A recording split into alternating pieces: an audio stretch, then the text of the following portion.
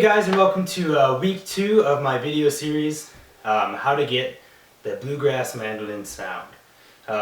This video lesson will basically cover the 7th chord and how to play off of it and how to use the 7th scale member in a 1-4-5 in the key of G. So our chords we're going to be focusing on are going to be G, C, and D.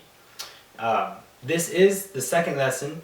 So it's a continuation. If you haven't seen the first lesson, you want to make sure you go back and see it. There's going to be a lot of stuff we talk about that will make a lot more sense if you've seen it. If you have a pretty good understanding of theory, then maybe you won't need to.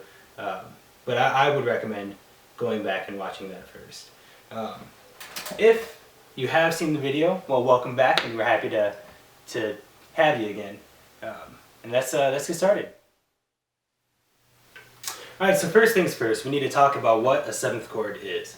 So a 7th chord is basically, it's your first and most basic extended chord. So instead of having the basic 3 notes of a major chord or a minor chord, a 7th chord has 4 notes in it. So a major chord will have the 1st, 3rd, and 5th notes of a scale. So in the key of G, or over the G chord, you'd have G, B, and D. And if we look at just our basic open G, we have a G, a D, and a B, and then another G. So we only have those 3 notes, and one of them is being doubled. Now if you're going to take a 7th chord, we're adding in the 7th scale member, or the 7th note in the scale. But we have to do kind of one more thing to it, because the 7th note is so close to the 1st note that it sounds kind of terrible. So in the key of G, your 7th note is an F sharp. And that's the sound you're going to get if you have an F sharp and a G. So what we do is we drop the 7th note down 1/2 step. And it's still ugly, but it's kind of less ugly. And we want that tension, we want that kind of bad sound. Like we said in video 1, it helps to push the song forward. So if we're dropping the 7th note down 1/2 step in the key of G, or over the G chord, we're going to have an F. So let's just look at our basic open G7. We have G, D, B, and F. Now obviously in bluegrass we tend to not play all 4 of those notes because it kind of hurts the way we can get a good chop. So if we're playing that 7th, we're playing those 3. So we have the D in our kind of our big chop here. D, G, B, D, F, D. Now like I said, every 7th chord wants to move somewhere. It pushes the song forward, and it makes the song a lot more interesting. So in the case of like a G7, it's going to C. In the case of a D7, it's going back to the G. So one thing that you want to think about with that is it's always going up 4 chords. So if we have G, A, B, C. So the G7 kind of wants to go to C. That's where it resolves, and that's where you kind of get that release from the tension, the bad sound. So here's G, G7. And you can hear when I'm playing this, it wants to go to there. And you have that 7th, that flattened 7th, leading down from F to E. Again, the same thing if you're taking D, D7, and then that resolution on G. And you'll find that as a pretty consistent rule. Obviously every rule is broken, but that's kind of what it should be. And understanding at least that much of how it works can really add to the way you approach your scales in this case. Okay, so let's take a look at how the 7th scale member works over the G chord. So like we said before, the G scale will have all natural notes with the exception of the F sharp.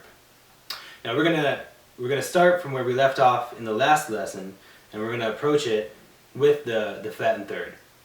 As a side note, there will be some people that will point out that that there shouldn't be a flat note and a sharp note in the same scale. So in this case, that B flat and that F sharp, they shouldn't actually technically, according to traditional theory, both exist. And probably the better way to look at it would be to look at this as an A sharp. But we're gonna just kind of think of it the way that most bluegrass players will think of it, and typically they'll think flat third or flat 7, which gives us the B flat or the F, and then the F sharp for the natural 7. So if you remember from the last lesson, the 0, 2, 3, 4, 5 is the first string, and that won't change. We're still gonna have G, A, B flat, B, C, or 0, 2, 3, 4, 5. On the next string, the D string, we're actually going to have a mirror image of the G string. It's going to be 0, 2, 3, 4, 5. And the notes are going to be D, E, F, F sharp, G. So open D, 2nd fret E, 3rd fret F, 4th fret F sharp, 5th fret G. On our A string, we're going to have 0, 1, 2, 3, 5. 0, 1, 2, 3, 5. And the notes there are going to be A, B flat, B, C, D. So open A, 1st fret B flat, 2nd fret B, 3rd fret C, 5th fret D. And again, our E string will be a mirror image of our A string. So to keep into this octave, it'll just be 0, 1, 2, 3. But you can put in the 5th fret, that's the A, and you're just entering into the next octave. I suggest kind of keeping it in. It helps you kind of remember the shape or the pattern just by having, you know, an exact copy. So 0, 1, 2, 3, 5 are E, F, F sharp, G, A. So the whole pattern is 0, 2, 3, 4, 5, 0, 2, 3, 4, 5, 0, 1, 2, 3, 5, 0, 1, 2, 3, and then 5 if you want to add in that A. So remember that the 7th chord, or adding in that 7th note, has a purpose. So I recommend kind of not using it unless the rhythm section is actually putting in 7th chords. On the G, it's not such a big deal because you know, if they're not playing a 7th, then you're adding it in, you're not really changing anything, and you don't really have clashing notes. But I think it adds a better impression if everyone's able to work together and the band's able to communicate. And I think it makes you sound more intelligent as a lead player if you're taking advantage of what is happening around you harmonically. So what I'm going to do is I'm actually going to give you a lick that hopefully kind of clears up maybe some of the idea of how to use the 7th chord. So remember, the G7 wants to go to C. So we're going to try to really utilize that, and that 7th scale member wants to go down to the 3rd of the chord it's going to. So in this case, the 7th of the G is the F, and we're going to the C, so we want to go down to that E as our note. You actually heard me play this lick in the intro, but I'll play it again so you can get an idea.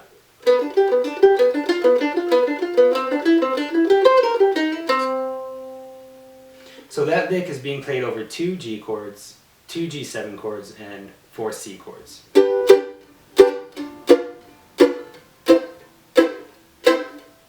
Something you'd see pretty commonly in bluegrass. So all we're going to do here is we're going to start on the B, or the 4th fret of the G string, and we're going to play B, open D, and then the G, which is on the 5th fret of the D string. And we're going to do that 2 times in a row.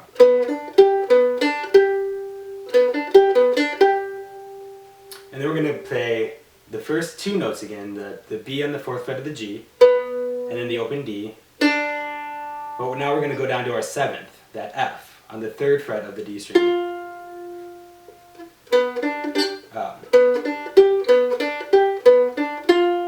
And we're going to do that 3 times.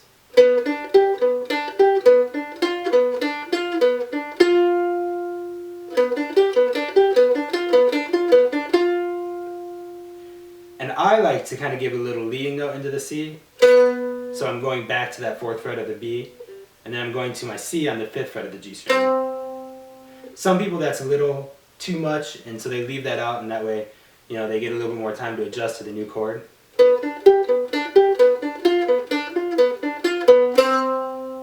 Or either one's fine. Honestly, people probably wouldn't even notice the difference in a live situation. So from there, once we get to that 5th fret of the G string or the C, we're going to play C, open D, and the 2nd fret, which is E.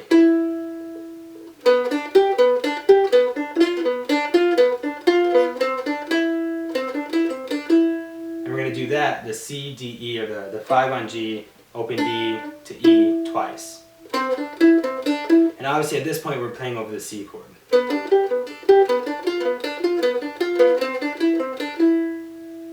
And we're going to go up to that G, the 5th fret, which in this case now we're if you're thinking of C, you're playing the 5th chord member of C.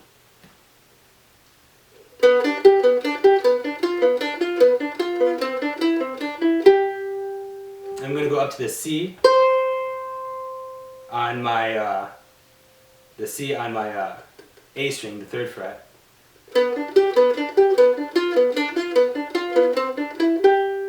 Sorry. And now we're actually going to peek a little bit into the next section of this video. We're going to go to the flat and 7th of the C, which is that B flat on the 1st fret of the A string.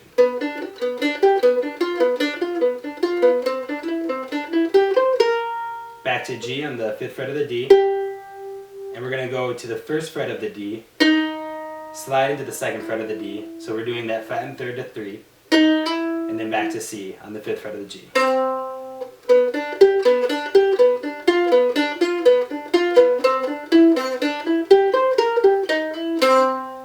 And that would be the whole lick. Alright, so let's take a look at how the 7th scale member works in the C chord, or the 4 chord. Now, just so you know, typically we use 7ths a lot less over the 4 chord. It just kind of serves a less important function than the 1 or the G or the 5, the D. So we'll still look at it, and it'll still serve a pretty important purpose. Again, we're gonna approach this scale from where we left off in the last lesson, so we're gonna keep that flat and 3rd, and we're gonna add in the B flat.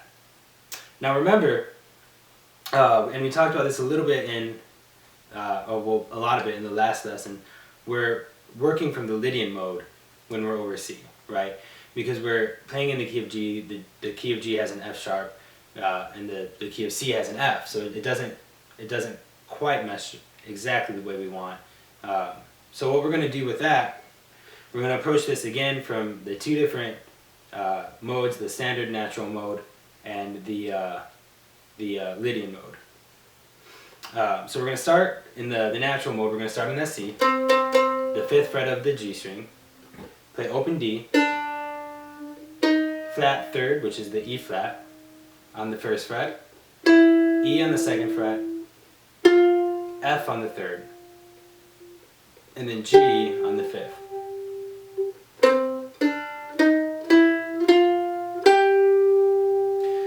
Over on the A string, we're going to play 0, 1, 2, 3, which would be A, B flat, B, C.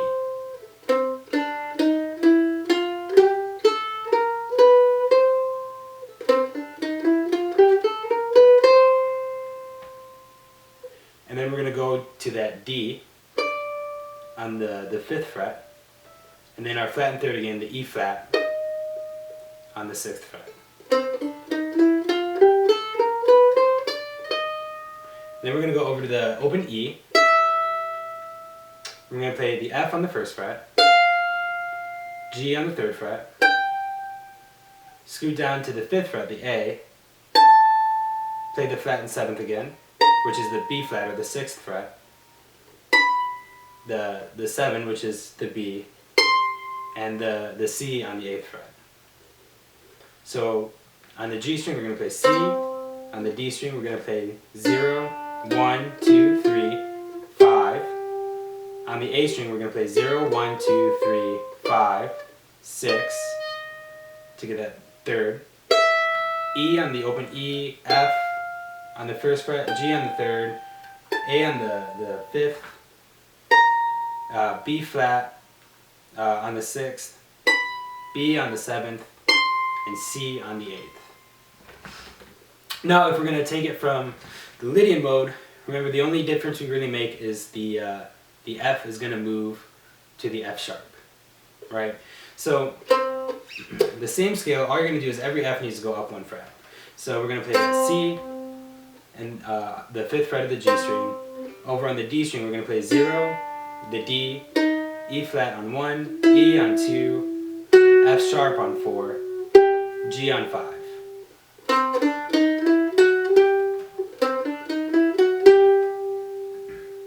We're going to play the open A, B flat, B, C,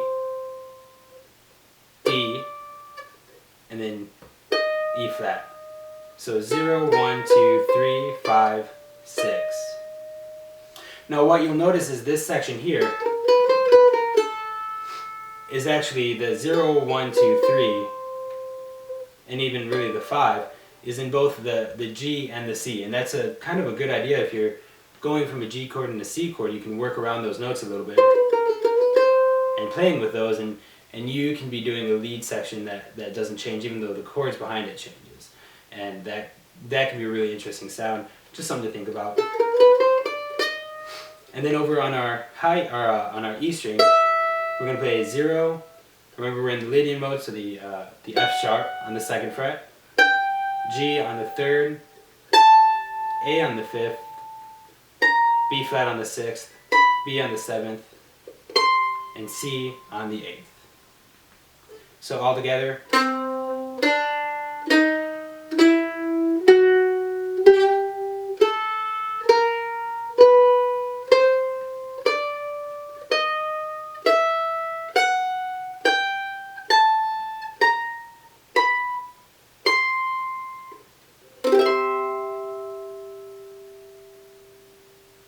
Now remember the 4 will have the 7th chord less often. So if you're going to include your B flat, it's oftentimes going to be a passing tone, or sometimes people will use it as a way to lead back into the G, since the G has the B flat as its third, as its flat and third. So you can kind of use that common note as a way to pass back and forth. Alright guys, so let's look at how the 7th scale member works over our 5th chord, or in this case the D. So remember, from the last video, we're actually working in the Mixolydian mode. So we already have the flat and 7th, the C, as opposed to the C sharp, which you would normally see in the key of D, or in the scale of D. So what we're going to do instead is we're actually going to raise the 7th. And that will give us a major 7th sound. It's kind of a nice little jazzier sound, and a nice little tonality for your little lead arsenal there. So we're going to approach it the same way we approach the others. We're going to keep the flat and third, we're going to keep the normal third, we're going to add in our major 7th, and we're going to keep our flat 7th from the Mixolydian mode. So start on the D scale, or on the D string, and play 0, 2, 3, 4, 5. 0, 2, 3, 4, 5. That's D, E, F, F sharp, G. And what you'll find is that's the same pattern on the D string as it was on the G over the G scale. And the reason for that is this F is the flat and third of D, but it's the flat and 7th of G. So you can actually use that to link to something we'll look at in a little bit here. 0, 2, 3, 4, 5. Your A string will be a mirror image. 0, 2, 3, 4, 5. A, B, C, C sharp, D. So 0, 2, 3, 4, 5. 0, 2, 3, 4, 5. And then you're going to go to your E string. 0, 1, 2, 3. So that's E, F, or flat and third, F sharp, G. Scoot down to your 5th fret and play 5, 7, 8, 9, 10. So that's A, B, C, C sharp, D. So 0, 2, 3, 4, 5, 0, 2, 3, 4, 5, 0, 1, 2, 3, 5, 7, 8, 9, 10. Now if you want more of a pattern or a mirror image, you can actually move up the neck a little bit sooner and have something a little more consistent. So your D string will be the same, 0, 2, 3, 4, 5. So D, E, F, F sharp, G. your A string will start the same, 0, 2, 3, 4, 5, A, B, C, C sharp, D. And then now we're going to move up to our 7th fret of the A string and play our E there. So E, F, F sharp, G, so 7, 8, 9, 10.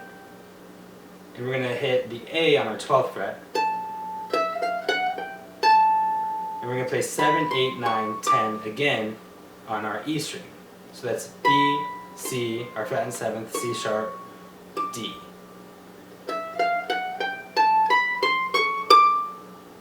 So we have 0, 2, 3, 4, 5, 0, 2, 3, 4, 5. On the same string, move up to 7. 7, 8, 9, 10, 12, 7, 8, 9, 10. So let's go back to that idea of the D string matching on the D scale and the G scale. Now, we have this nice little chromatic movement on the D string, and what you'll find is that, you know, the mirror images on the G, so starting on the G we have 0, 2, 3, 4, 5, that moves down to the D. And we have a mirror image on the D from the D and the A with 0, 2, 3, 4, 5.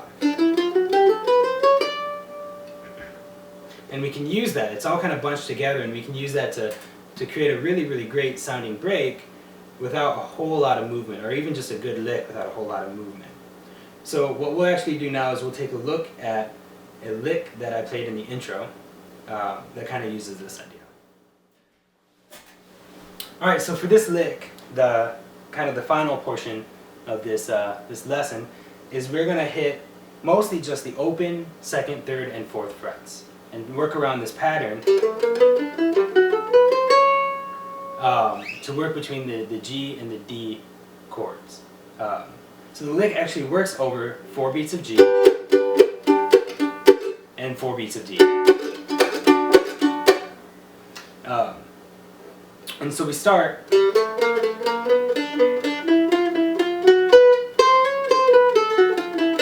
and you actually heard me play that in the intro there.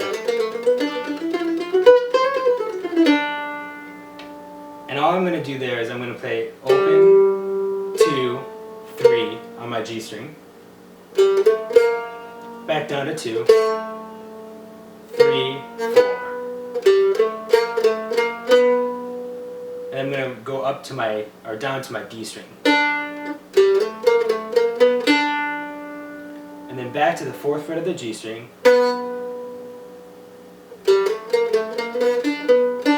And then back to the D. Then I'm going to play 2, 3 on the D.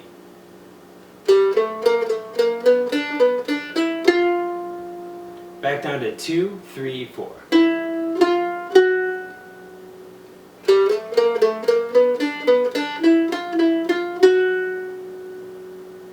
And then I'm going to go down to the 2nd fret of my A string and play that B.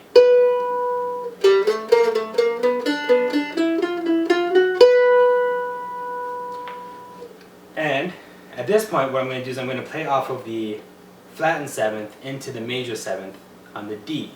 So even though I'm playing C here, I'm actually focusing on the D. And I'm going to play a hammer-on from the 3rd fret to the 4th fret, from the C to the C sharp. And walk that down, 3, 2, open.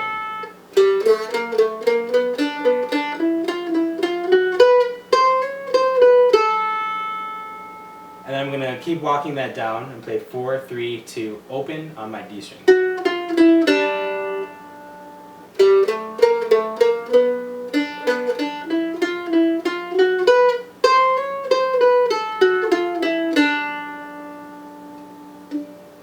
And that's the lick. There's infinite numbers of ways that you can kind of work around that little pattern and get a lot of really cool things going. You can focus on that F sharp or the F when you're working between the G and D, and maybe using the flattened 7th of the G, sliding that into the 3rd of the D of that F sharp. There's a lot of good ways you can use it. That's just one. That lick is just one kind of thing you can do. Alright guys, thanks for watching my video. Hopefully it helped. If you have any questions or comments, leave them in the comments section. I'll try to get back to you as soon as I can. If you have anything that you would like for me to try to address, any kind of lesson ideas or anything you're struggling with, go ahead and leave that in the comments, and I'd be happy to try to see what I can do to help you. If you liked the video or you thought it was useful, go ahead and subscribe to my page. I'm going to have a ton of lesson videos coming up, and licks and breaks and different things throughout the summer. Thanks!